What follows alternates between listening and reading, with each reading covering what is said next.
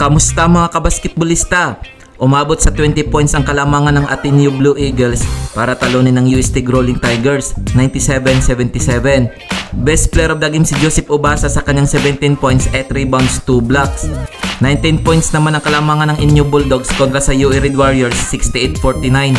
Humakot ng 12 points, 10 rebounds, 2 assists, 2 steals si Omar Jan para sa Inyo.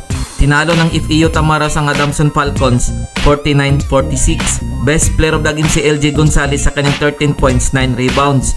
Panalo naman ang UP Fighting Marons kontra sa Delecio Green Archers 67-64. Naging player of the game si Malik Diop sa kanyang 10 points, 18 rebounds, 2 blocks. Kung umabot ka dito sa video na to, mag-like na at subscribe. Heto ang mga laro ngayong October 21, 2023 na gaganapin sa UST Pavilion.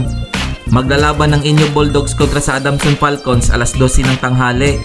Magtutuos naman ng Delecio Green Archers kontra sa UE Red Warriors alas 4 ng hapon. October 22, 2023 nagaganapin sa Mall of Asia Arena. Maghaharap ang FEU Tamaras kontra sa UST Rolling Tigers alauna ng hapon.